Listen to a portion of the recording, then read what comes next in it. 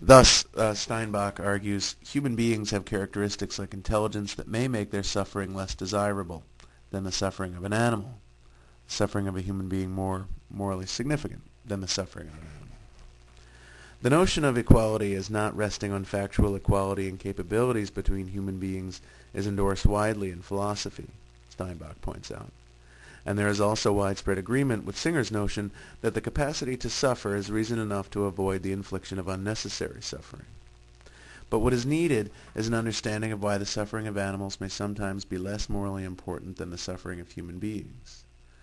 We would say that it is wrong to punch someone, because doing that hurts him, and that's enough of a reason not to do it. Now, this particular reason extends not only to human beings, but to all sentient creatures. One has a prima facie reason not to pull the cat's tail, because it hurts the cat. The fact that the cat is not a, quote, rational being, that it is not capable of moral responsibility, that it cannot make free choices or shape its life, all of these differences from us have nothing to do with the justifiability of pulling its tail.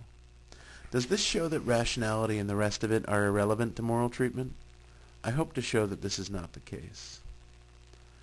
Part of the reason Steinbach wants to show that this is not the case is because it can have what she describes as counterintuitive results.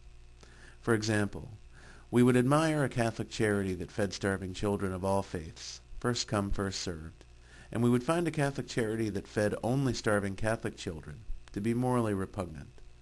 If we are to say that animal suffering is on a par with human suffering, then a Catholic charity that fed only starving human beings would be as morally repugnant as a Catholic charity that fed only starving Catholics. Yet, in reality, a Catholic charity that gave equal consideration to starving dogs and starving children would be found to be morally repugnant. In arguing that rationality and intelligence have real advantages that warrant special treatment, Steinbach gives us a framework within which to articulate the intuition that starving humans ought to be fed before starving dogs. She says, freedom from suffering is, in general, a minimal condition for exercising these capacities, for living a fully human life.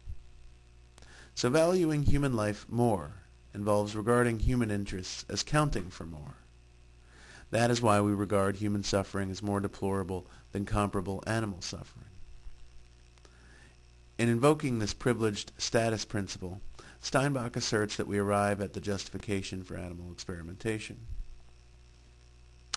Steinbach, says, both rats and human beings dislike pain, and so we have a prima facie reason not to inflict pain on either.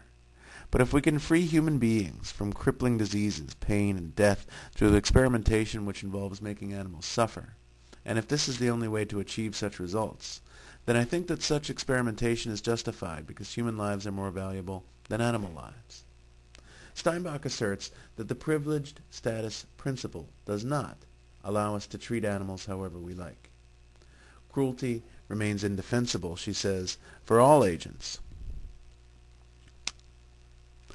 rational and otherwise, and cruelty is defined as unnecessary suffering.